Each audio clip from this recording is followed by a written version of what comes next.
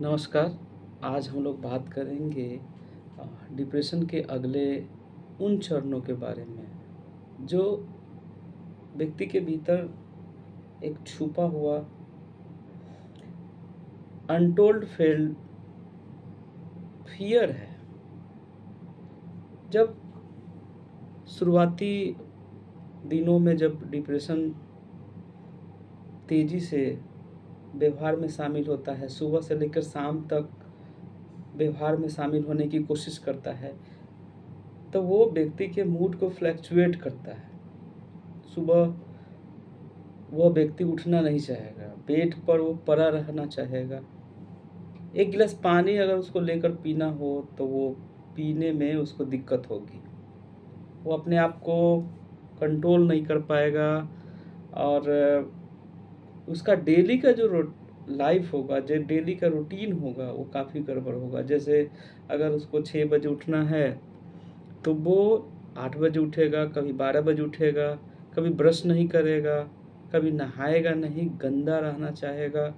और कई बार ऐसा होता है कि आप उससे साधारण बातचीत करेंगे तो बातचीत में आप पाएँगे कि उसकी जो मेमोरी है वो काफ़ी लो हो गई है। वो बार-बार चीज़ों को भूल जाता है और काफ़ी कन्फ्यूज़ जैसा रहता है। कन्फ्यूज़न इस तरह का हो सकता है कि आप देखेंगे कि अगर कोई सवाल आप पूछते हैं कि अ, आपने ये सामान कहाँ रखा है? तो उसका जवाब वो नहीं दे पाएगा। ऐसा लगेगा, ऐसा प्रतीत होगा कि वो जानता ही नहीं है। वो पहली बार ये इस चीज़ों को, उस सामान के बारे में सोच रहा है या सुन रहा है।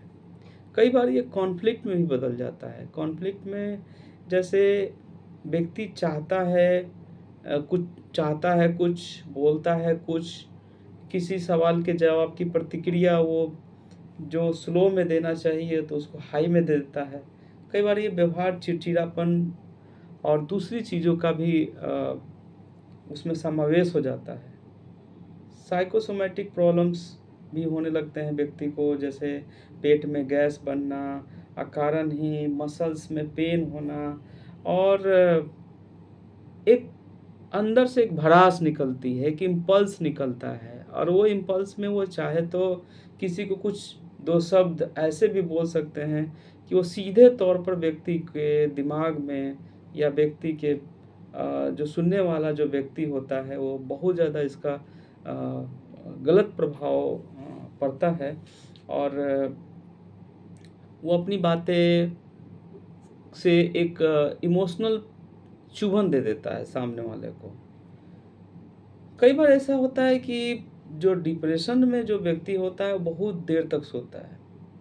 मतलब सामान्यतः 8 घंटे, 10 घंटे तो सो जा हर व्यक्ति के लिए, हेल्दी व्यक्ति के लिए होता है, लेकिन जो डिप्रेसिव व्यक्ति होगा 12-14 घंटा, 16 घंटा भी सो सकता है और उसके बावजूद उसकी नींद पूरी नहीं होती है। सामाजिक रूप से अगर इन बात करें तो काफ़ी इनका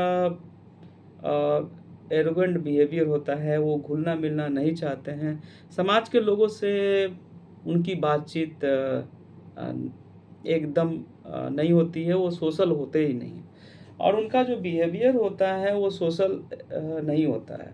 कई बार इन लोगों को अ, बहाने करने पड़ते हैं, समाज में जाने के लिए उनको बहाने करने पड़ते हैं। ऐसे बार कई बार देखा गया है कि ऐसे लोग फ़ास्ट फूड पर टूट पड़ते हैं और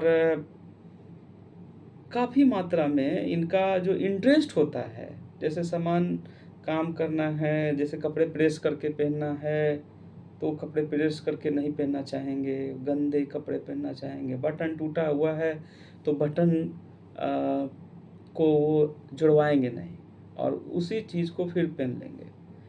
एक मोटिवेशन का जो लेवल आप देखेंगे, तो मोटिवेशन का लेवल काफ़ी लो होता है।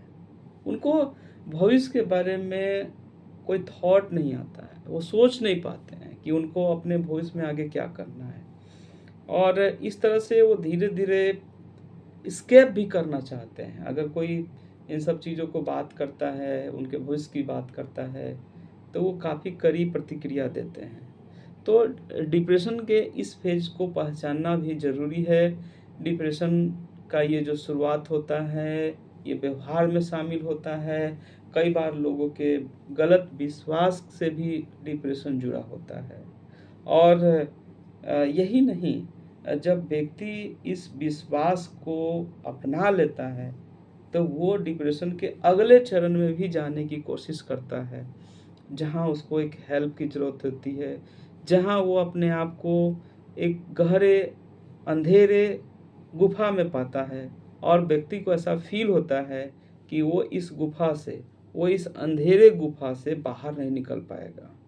तो डिप्रेशन में व्यक्ति को एक मदद की दरकार होती है, ऐसी मदद की दरकार होती है जो उसके इमोशनल, उसकी भावनाओं को संतुष्ट करे और उसके अंदर होप पैदा करे।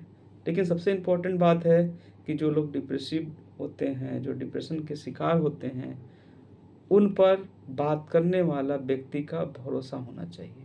अगर डिप्रेसिव व्यक्ति का भरोसा किसी भी व्यक्ति पर है, तो वो अपनी बातों को शेयर करके डिप्रेशन से बच सकता है। धन्यवाद।